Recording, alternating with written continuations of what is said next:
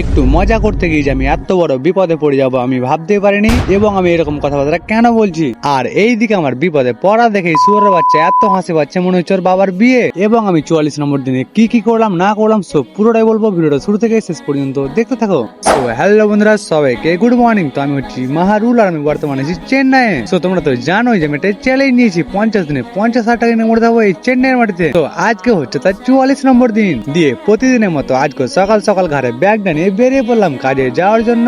আর এই দিকে দেখতে দেখতে চলে আসলো আমার 44 নম্বর দিনটা, মানে আর 6টা দিন বাকি, তাহলে কিন্তু আমার চ্যালেঞ্জটা কমপ্লিট হয়ে যাবে। আর চ্যালেঞ্জটা কমপ্লিট হওয়ার পর কি হবে তোমরা তো সবাই জানোই। আর আজকে আমাদের রুমের মধ্যে সবাই কিন্তু বসে আছে, মানে আমরা 4 জন ছাড়া। আর এই 4 জনের মধ্যে হচ্ছে 2 জন লেবার।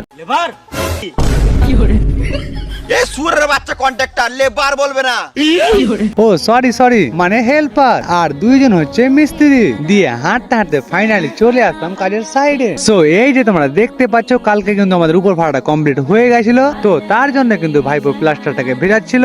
কারণটা হচ্ছে প্লাস্টার যত ভেজানো হবে ততই কিন্তু মজবুত হবে। এবং তোমাদেরকে ভিডিও শুরুতেই বলেছিলাম যে একটু মজা করতে গিয়ে যে আমি এত বড় বিপদে পড়ে যাবো আমি ভাবতেই পারিনি। সো আমরা যেহেতু প্লাস্টার করব তো আমাদের তো বালি লাগবেই। তো আমরা বালি তোলার জন্য যাচ্ছিলাম নিচে। দিয়ে এই দিকে মিস্ত্রি আমাকে বলে উঠলো যে সিঁড়ি দিয়ে নেমে যাবা, তাও আবার 5 তলা, তো অত কষ্ট করার দরকার নেই, তুমি লিফটে চেপে যাও আমি নামিয়ে দিচ্ছি।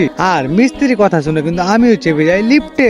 আর লিফটে যেমনই চাপা তেমনই কিন্তু লিফটটা খারাপ হয়ে যায়। আর আমি পড়ে যাই মিডিল পজিশনে, মানে না পারছি নামতে না পারছি কিছু করতে। মানে এখন যতক্ষণ না লিফট ঠিক হচ্ছে ততক্ষণ আমাকে কিন্তু এইভাবে থাকতে হবে। আর ভাইপোর হাসার কারণটা হচ্ছে ও যখন লিফট থেকে উপরে উঠছিল তখন আমি বলছিলাম আল্লাহ করে একবার লিফটটা খারাপ হয়ে যায়। তো ভাইপোর বেলায় খারাপ হলো না, হলো তো আমার বেলায়। আর তার জন্য কিন্তু ভাইপো হাসছিল আর বলছিল আরো কর দুয়া, মানে কথায় আছে না নিজের গর্তে নিজে পা দিয়ে দিলাম। তো আজকের মতো ভিডিওটা এখানে শেষ করলাম। সো ভিডিওটি কেমন লেগেছে না লেগেছে সবার কমেন্টে জানিয়ে দিও। আর ভিডিওটি ভালো লেগে থাকলে সবাইটা শেয়ার করে দিও। তো দেখা হচ্ছে নেক্সট ব্লগে। So tata bye bye.